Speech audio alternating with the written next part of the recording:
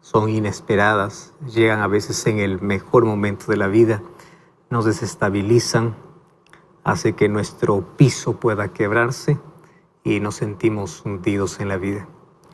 ¿Cuántas circunstancias han intentado quebrar nuestra familia, quebrar nuestra salud, pero sobre todo quebrar nuestra fe? Sin embargo, ante aquellas tormentas inesperadas de la vida apenas tenemos dos opciones: o aferrarnos a Cristo y confiar en que Él tiene cuidado de nosotros, o desesperarnos y angustiarnos y tomar decisiones fatales. Lamentablemente, las personas que no confían, no tienen fe en Dios, ante cualquier circunstancia se quiebra, se cae y no tiene cómo levantarse. Mas aquellas personas que aprendieron a depositar toda su confianza en Dios, a confiar completamente en Dios, siempre son levantadas, son restauradas, son reanimadas. Dios nunca nos prometió que las circunstancias difíciles jamás tocarían a aquellos que creen en Él. Lo que Él prometió es su compañía constante. Y las promesas de Dios siempre van en esa dirección. Yo te acompañaré, yo estaré contigo en el valle oscuro, y yo seré tu refugio en la tormenta, yo estaré a tu lado. Hay muchas personas que reclaman a Dios algo que Él nunca prometió. Dios nunca te prometió de que el mal o la tragedia o la enfermedad o la muerte jamás tocará tu vida. Dios ha prometido estar contigo en todo momento. Y su presencia en nuestra vida lo que trae es paz, es seguridad, es la oportunidad de poder aprender, de poder crecer, de poder depender. Y a veces Dios permite las duras circunstancias en la vida justamente para aprender lecciones que jamás aprenderíamos cuando todo está bien. Las mayores lecciones de dependencia, de confianza, de fe, lo aprendemos siempre allá en el valle oscuro, allá en el valle de lágrimas, allí cuando todo va mal. Y hoy queremos ver cómo es que a pesar de cualquier circunstancia que en la vida enfrentemos, Dios nunca nos abandona. Probablemente estoy hablando para alguien que está pasando por alguna dificultad, alguna tragedia, alguien que está pasando por el dolor más profundo de la vida. Hoy tengo un mensaje de Dios para ti. Así que quédate allí, toma lápiz y papel, que juntos vamos a estudiar sobre el cuidado de Dios en todo momento. Es interesante que en la sociedad en la cual vivimos, las personas se han acostumbrado a clasificar a las personas en diversos grupos. Grupo A, Grupo B, Grupo C. Y esos grupos están clasificados de acuerdo a su condición económica, de acuerdo al poder que tienen. Los del Grupo A tienen más privilegios, tienen acceso a todo. Los del Grupo B, menos privilegios. Los del Grupo C son los que más sufren. Sin embargo, si te das cuenta, esa división es netamente humana y obviamente mala, porque eso ha creado que las cosas no puedan mejorar, cada uno pueda integrarse solamente dentro de su grupo. Como cristianos no debe existir jamás ese tipo de división, porque todos llegamos a ser hermanos. Y aunque la palabra hermano puede sonar muy despectivo para muchos, porque han tomado muchas veces esta frase para decir a alguien que está yendo para una iglesia, ahí va el hermanito, el hermano. Para muchos esto puede ser una palabra despectiva. Sin embargo, hoy quiero mostrarte lo lindo de esa palabra. A la verdad, un hermano es aquel que te acompaña, aquel que te ayuda, aquel que te levanta, aquel que llora contigo, aquel que está siempre listo para poder fortalecerte. Llegamos a ser hermanos en el sentido de que todos llamamos a Dios de Padre. Entonces, más bien, la persona que tú nos llamas hermano debía sentirse preocupado, porque significa que no tiene a Dios de Padre, tiene a otro de Padre. Y si no es Dios, ¿quién es? Pues es el enemigo. Entonces, cuando alguien llama hermano, quiere decir que aceptó el sacrificio de Cristo, y por la sangre de Cristo llegamos a ser hermanos, parte de una familia superior a la que nosotros ya podemos tener en la tierra, una familia espiritual, una familia que hace que podamos estar unidos en fe, esperanza, etc. Mas yo quiero ir a un punto esencial. Las personas o la sociedad pueden estar clasificadas, como ya te mencioné al comienzo, por grupos. Sin embargo, hay algo que nos une, no importa la clase social, no importa el poder, no importa la condición, nos une. ¿Qué cosa es aquello que une clase A, B, C? No importa si es presidente, es agricultor, es médico o nunca estudió una carrera, si es joven, es niño o es anciano. ¿Qué cosa es lo que nos une? ¿Sabes qué cosa es lo que nos une y nos hace recordar que todos somos iguales? El dolor. Es interesante, pero la muerte, el dolor, las tragedias, las circunstancias difíciles nos hacen recordar que nadie tiene privilegios en la vida. Algunos piensan que las personas, porque tienen dinero, no sufren. Claro que sufren. Sufren soledad, desesperación, insomnio, falta de paz. Hay tantas personas que no pueden tener tanta comodidad, pero tienen ese tipo de riqueza. El sufrimiento es algo que nos hace recordar que todos estamos en la misma condición. Nadie está más alto que otro.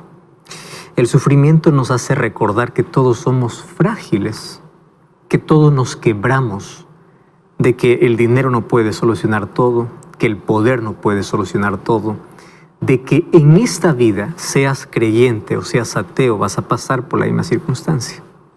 En esta vida, seas niño, seas joven, seas niño, joven o anciano, estás yendo por el mismo camino. En esta vida, todos experimentamos el dolor y en algún momento la muerte. Todos. Entonces ahí viene la pregunta, ¿cuál es la diferencia entonces entre el creyente y aquel que no es? ¿Cuál es la diferencia? Si todos pasamos por las mismas circunstancias de dolor, de tragedia, de muerte, entonces, ¿qué cosa es lo que puede sí marcar la diferencia y cuál es la ventaja y la bendición de poder tener a Cristo en la vida? Y bueno, la respuesta es muy simple, es la manera como enfrentamos los problemas. Y esto no se trata de optimismo, porque hay personas que piensan que es el optimismo que te ayuda a superar las circunstancias difíciles. No, el optimismo te ayuda a ver el presente de manera diferente, pero no te ayuda a superar las circunstancias difíciles de la vida. Lo que te ayuda a superar es la fe. ¿Qué cosa es fe? Confianza. ¿En quién? En Dios. Voy a hablar de una fe específica, de la confianza en Dios. Entonces, puede experimentar la muerte una persona creyente y un no creyente. Ambos pueden estar en el mismo cementerio. Ambos pueden llorar, ¿correcto? Por un ser que perdieron, por el padre, el hijo, un familiar, alguien muy cercano. Ambos pueden llorar. Sin embargo, Pablo dice en 1 Tesalonicenses capítulo 4 que uno llora con esperanza y el otro llora sin esperanza.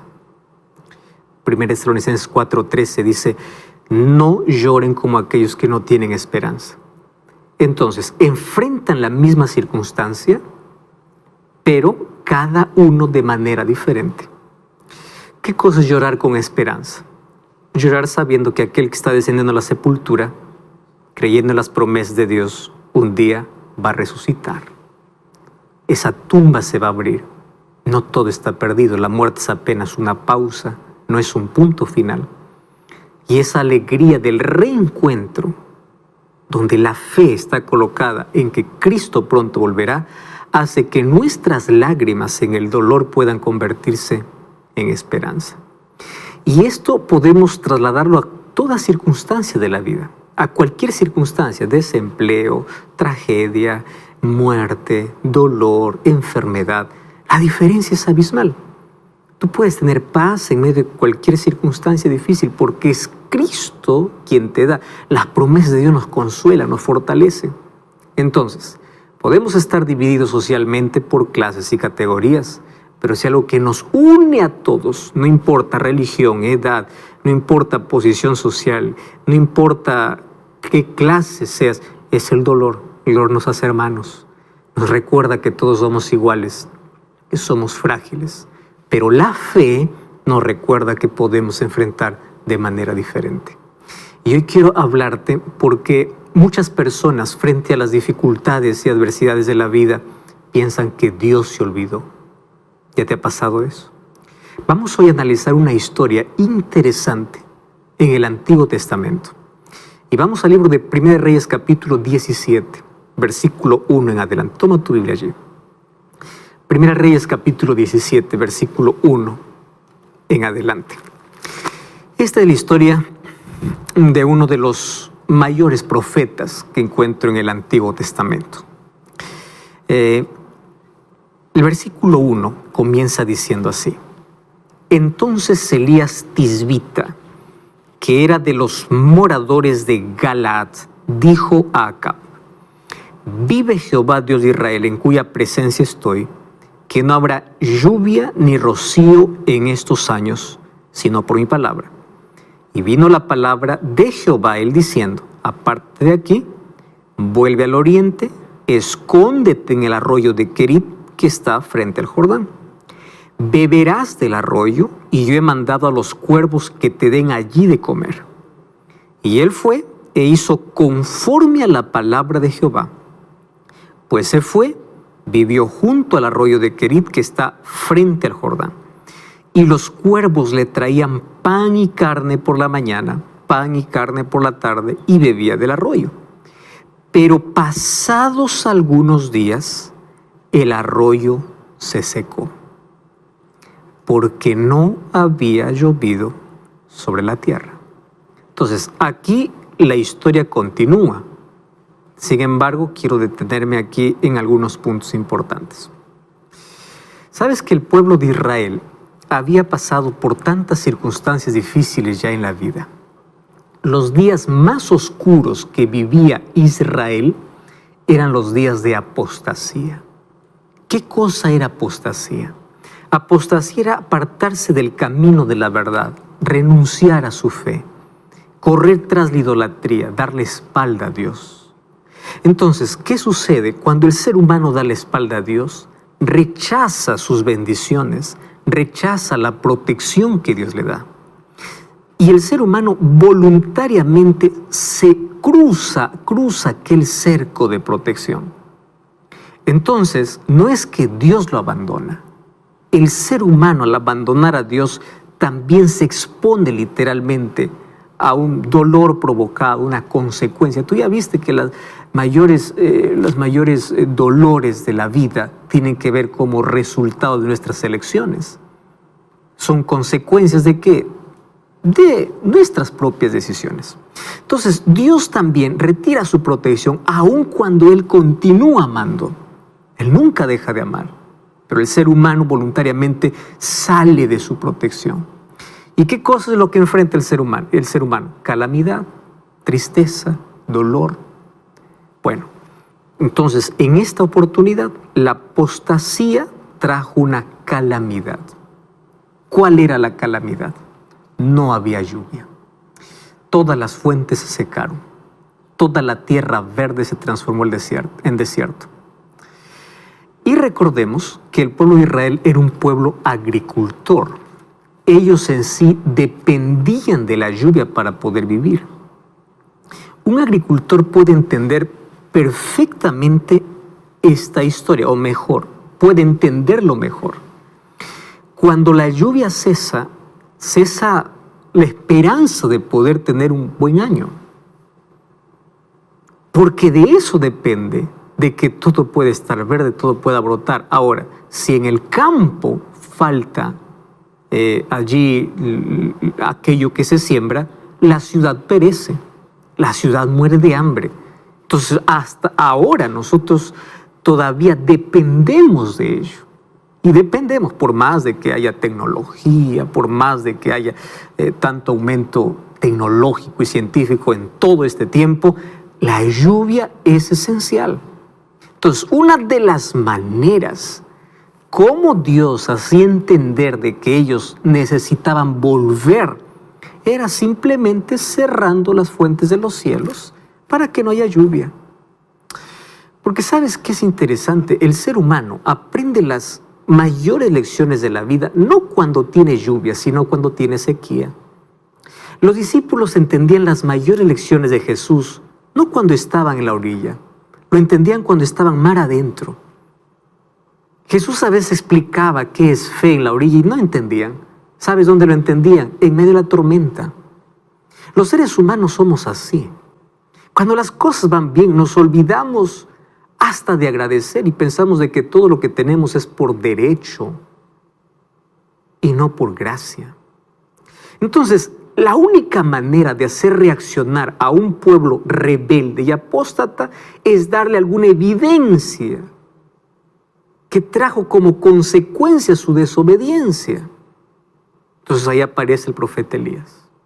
Y Elías comienza a advertir a Acab. Acab era un rey malvado.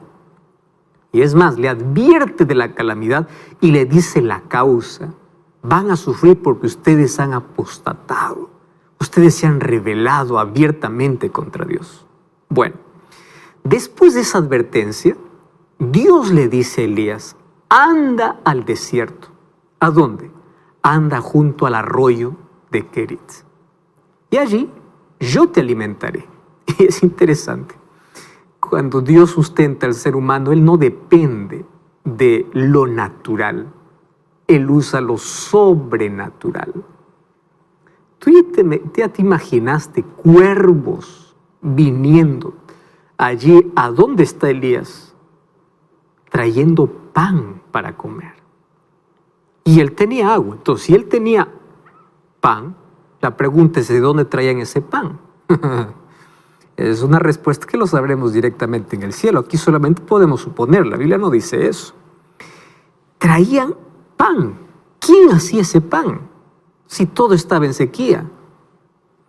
Él comía del pan y de la carne que traía y bebía el agua del arroyo. Hasta ahí uno puede decir, wow, qué privilegio. Todos están sufriendo, obviamente están sufriendo por su rebeldía, pero aquí hay alguien que en medio de la rebeldía de un pueblo que sufre, pues tiene el privilegio de poder tener comida, de tener sustento. Él no está sufriendo la calamidad con todos, como todos. Y aquí nosotros podemos malinterpretar el asunto, ¿no? Podemos malinterpretar y decir así, es que Dios tiene sus favoritos. Dios a algunos les da, a algunos no. Mira, yo quiero que entiendas aquí dos cosas que puedan quedar así muy claras en tu cabeza. ¿Está bien? Número uno, el pueblo estaba sufriendo por consecuencia de su rebeldía. O sea, hay dolor en nuestra vida que es consecuencia de nuestras decisiones, de alejarnos de Dios. No quiero decir que todo dolor es así. Hay gente fiel que sufre, no por consecuencias. Hay gente que sufre por su fe. ¿Entiendes?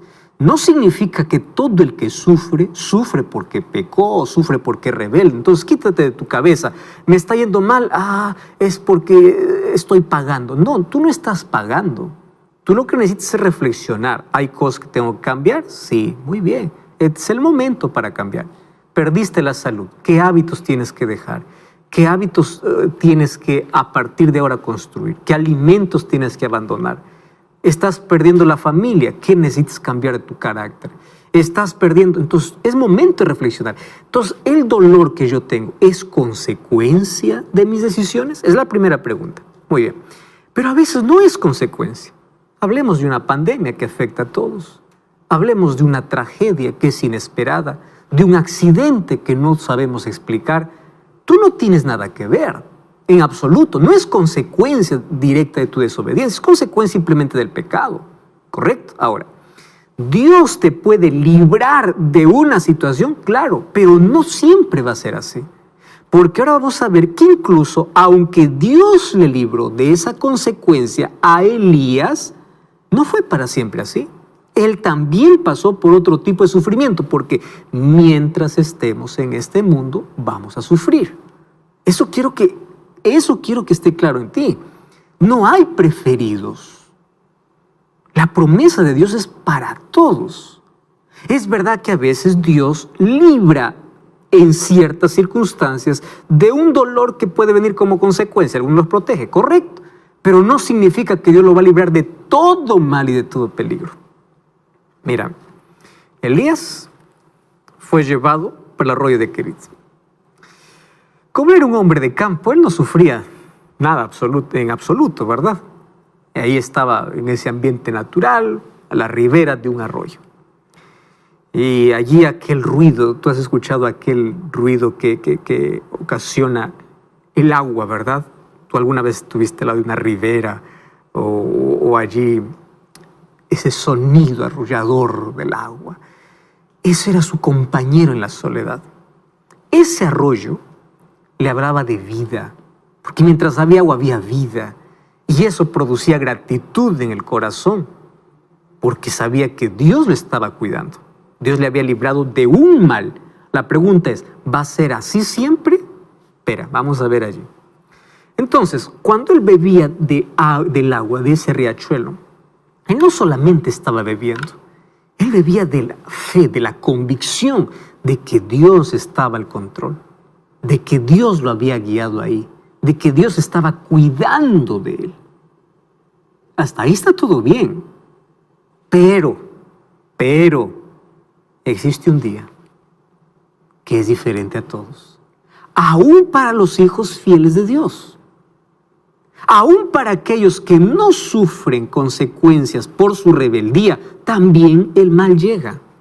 También el dolor toca su vida. Dios aquí le está sustentando con pan y con carne todos los días por medio de cuervos. Correcto. Toda la vida va a ser siempre así. Dios siempre va a cuidar de sus hijos de toda calamidad. No, porque un día llega lo inesperado. ¿Qué cosa llega? Una mañana vio que aquel riachuelo que estaba fluyente estaba cada vez disminuyendo. Y cada día que disminuía, obviamente causaba sufrimiento. Porque al acabarse el agua, ¿qué estaba acabando? La vida. Esa agua representaba vida. Pasó algunos días y ocurrió lo inesperado. Imagino allí, ya no está más aquel arroyo, ya no está más aquel riachuelo, no está más aquel sonido que produce aquel agua, que dice que hay vida. Todo estaba seco. No hay más murmullo de agua, solamente hay arena seca. Y esta experiencia puede representar lo que puede suceder en nuestra vida, experimentando cuando llega la tragedia, cuando aquello que tanto nos producía gratitud, un día se acaba. Porque a veces nuestros ríos, por más caudalosos que sean, se secan. La juventud se va. La vida se acaba. El dinero se termina. Las cosas que te producían bienestar terminan. Y este riachuelo puede representar lo que ocurre dentro de ti. Qué bello es que dentro de ti puedas escuchar ese río de vida, aguas cristalinas, de paz, de familia, de trabajo, aguas calmas, de flores, de fragancia, de vida, que tu vida puede estar llena de árboles frondosos, de vegetación. La vida está llena de las fragancias, de alegrías, de agradables realizaciones. Mas te recuerdo que en algún momento ese río se seca. Algún día esa fragancia se acaba. Esas flores se marchitan. Ese verdor se termina. Y ahí comienza a mirar la vida. Todo desierto. No hay más vida. Solo hay lágrimas. Solo hay dolor. Quiero preguntarte, ¿cuál es el río que se secó en tu vida? ¿Sientes que está seco dentro de ti? Puede ser que aquel río represente tu salud. Te sientes seco por una enfermedad que sientes que va carcomiendo y va acabando tu vida. Ya fuiste a médicos, no te dan un diagnóstico definido. Estás gastando, vendiste tus tierras, vendiste tu casa, te estás quedando sin nada y la salud se va deteriorando. ¿Cómo te sientes? Seco. Aquel río se secó. El agua se secó. La vida cambió. ¿Qué río está secando? El río de tu familia.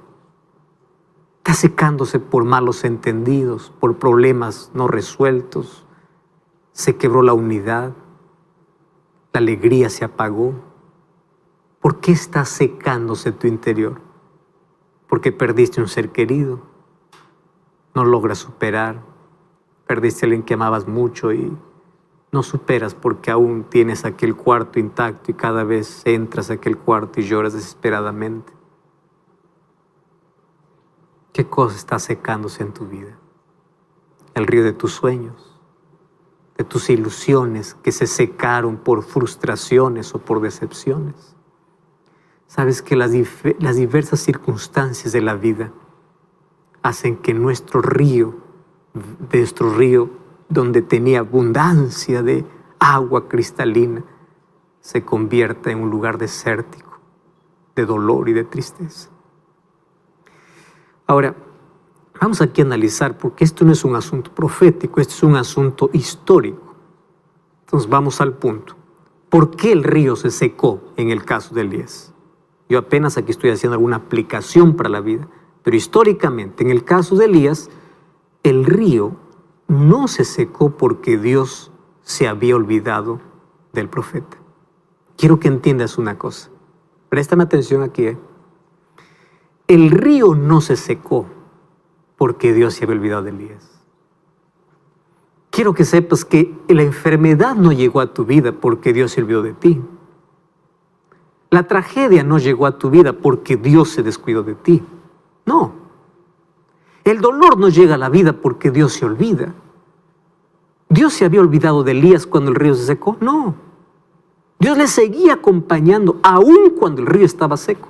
Dios te sigue acompañando, aún en esa camilla que no puedes levantarte, de ese dolor profundo que no puedes superar, de esa circunstancia difícil que te quebró en la vida.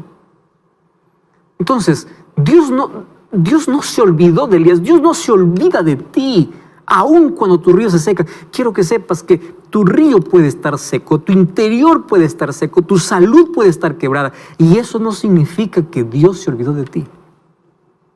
Dios no se olvidó. Número 2. ¿El río se secó porque Dios le dejó de amar? Claro que no. Hay personas que viven culpándose y pensando de que Dios ya no les ama más.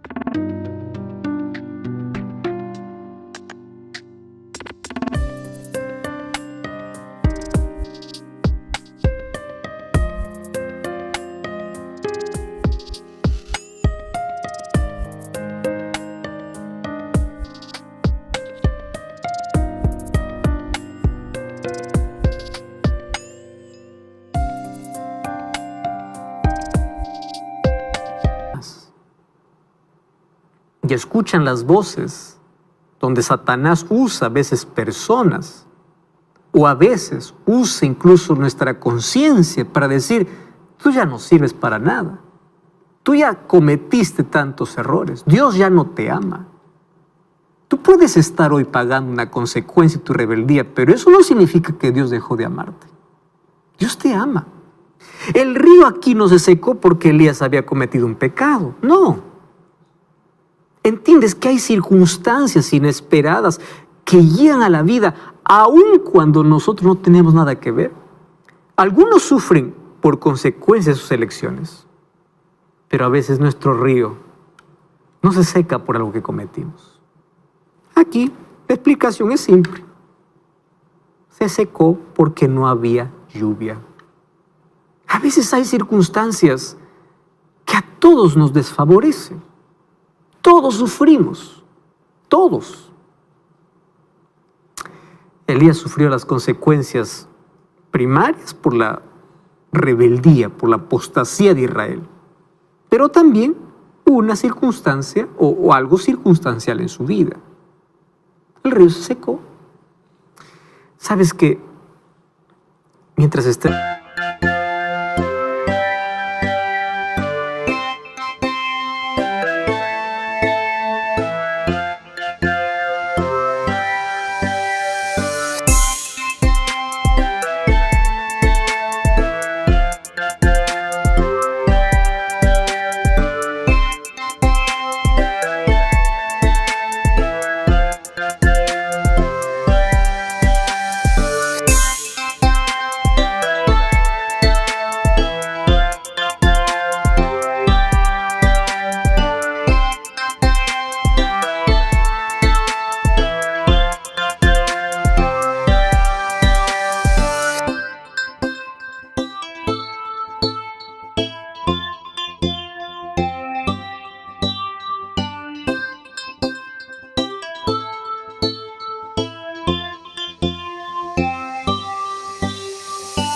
en este mundo, nuestro río en algún momento se secará por causa del pecado que afectó a todo el mundo.